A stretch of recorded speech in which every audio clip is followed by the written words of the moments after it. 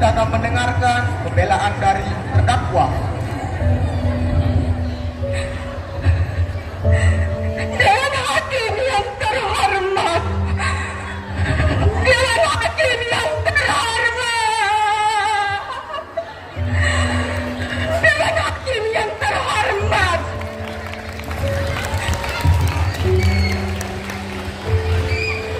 Kali ini izinkan saya meralat ucapan jaksa. Ini bukan pembelaan. Saya tidak pernah merasakan melakukan pembelaan terhadap diri saya sendiri, karena ini bukan kebenaran. Apapun yang saya katakan adalah hitam putih diri saya, merah biru lagu saya, menaruh gelap cahaya diri saya. Nama saya Sinara, seorang perempuan, seorang TKW, seorang pembodoh, dan seorang pesakitan.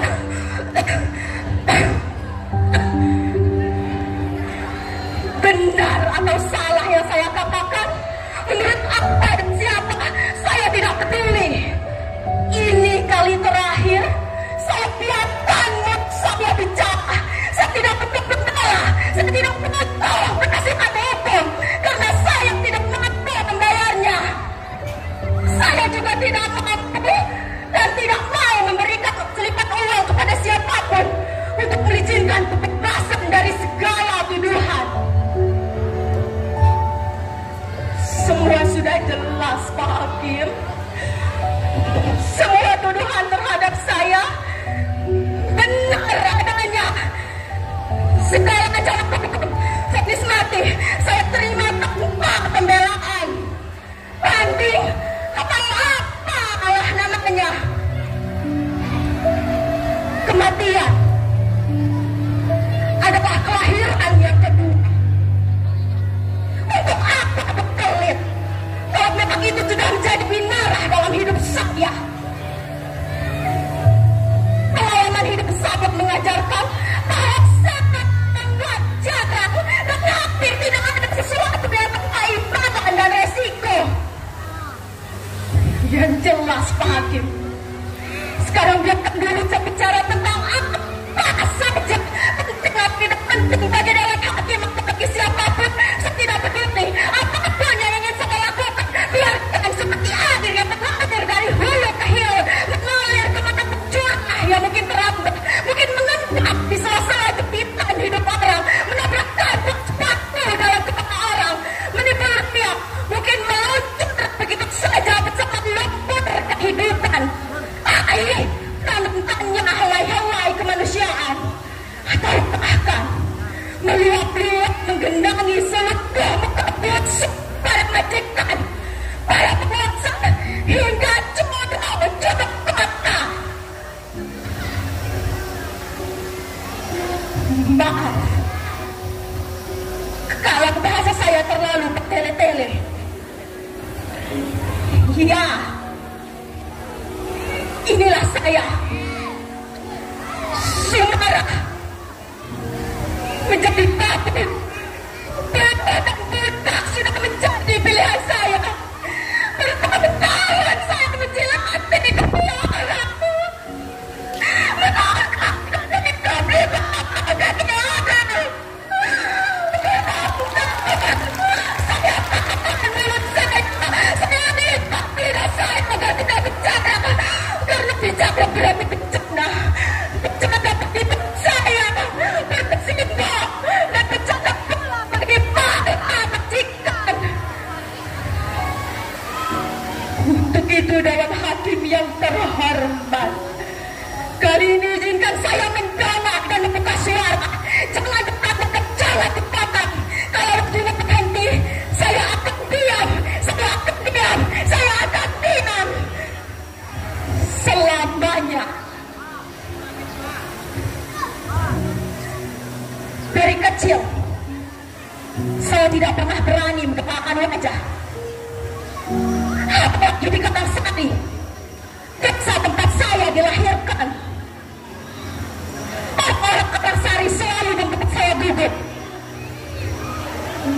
Kegiatan itu bermula di suatu ketika di kelas. Pak Kasirin, guru madrasah saya menemukan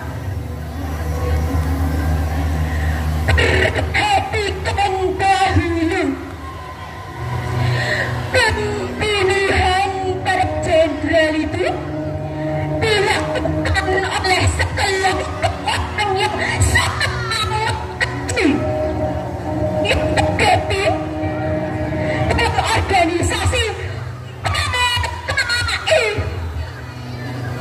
PKI itu benar-benar benar-benar tangkap itu di atas dengan belakang berkembang lagi sebelum mempertahankan PKI di hutan. Bapaknya si Surat itu kan PKI. Iya Pak.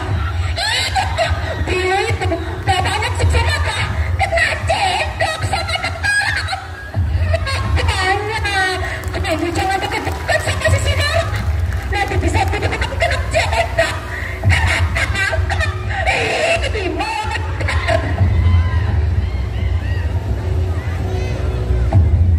Kata siapa bapak saya PKI? Kata siapa sih saya dengan PKI? Bapak saya bukan PKI. Bapak saya bukan PKI. Sekali mati saya berkata,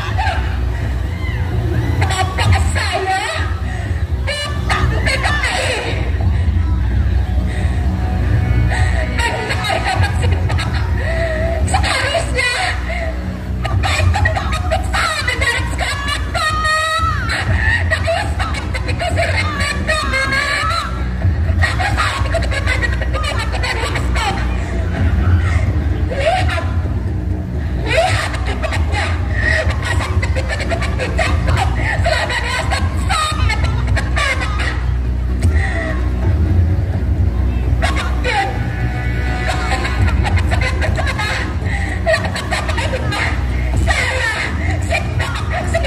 dikasih dan terakhir harus betul-betul saya itu selamanya dikucilkan di masyarakat kami sama diri sendiri ini.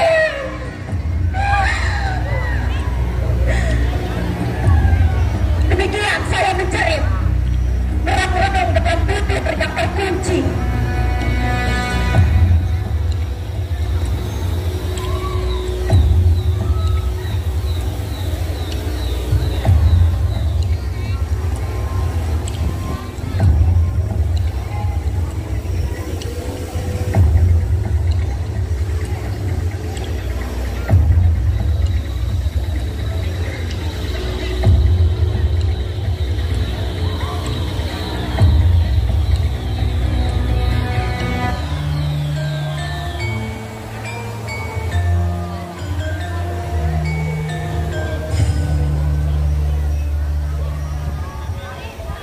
Suatu hari, saya bekerja pada seorang juragan beras di kota kabupaten bernama Bu Juliati. Dari bekerja di juragan beras itu, saya berkenalan dengan seorang lelaki yang kemudian saya jatuh cinta padanya. Namanya Mas Edi. Seorang tentara. Cinta saya semakin bersemi. Manakala saya tahu, ternyata Mas Edi juga menaruh hati pada saya. Rasanya hati saya mati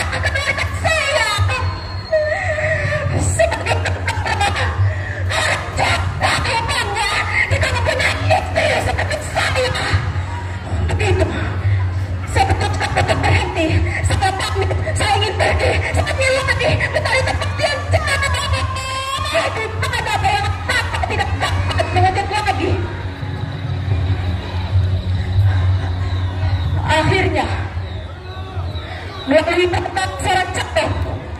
Saya mendaftar sebagai seorang TKW. Segala syarat saya penuhi. Mulai dari biaya-biaya administrasi di kelurahan, daftar, kantor imigrasi, biro tenaga kerja, sampai biaya tetap yang ternyata panjang sekali yang terkait.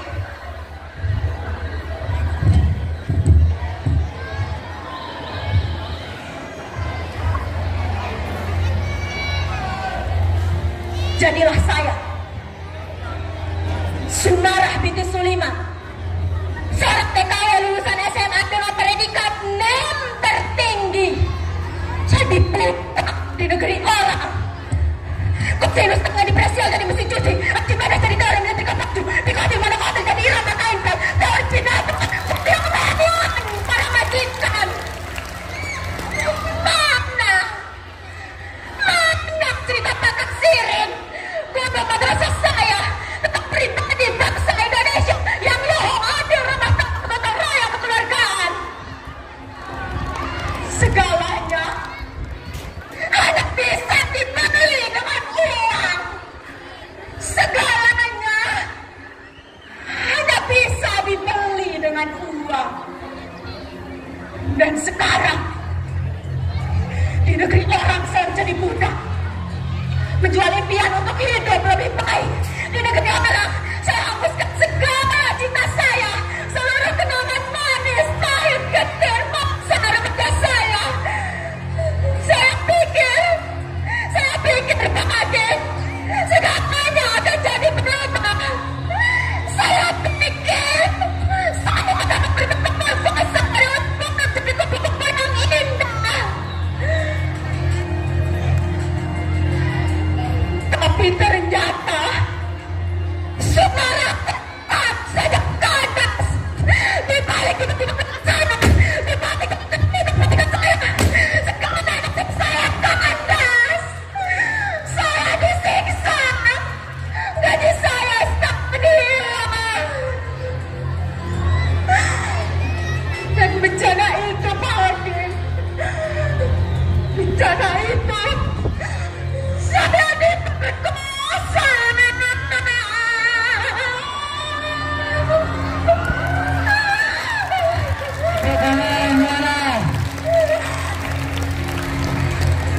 Bagaimana piala alam dibinatangkan?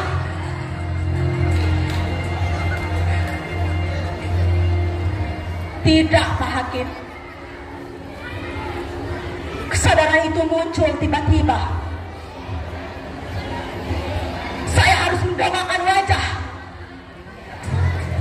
meludahi muka orang yang membinatangan saya, mengangkat tangan dan meraih pisau tajam untuk kemudian saya tancapkan mata pisau itu ke jantung hatinya.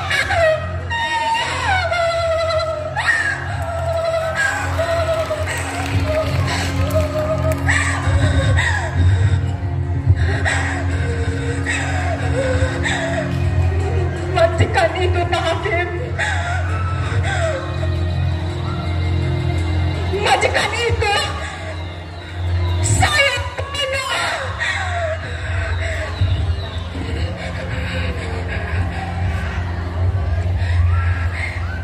Dewan Hakim yang terhormat, ya, inilah saya Sumarah. Saya siap mati.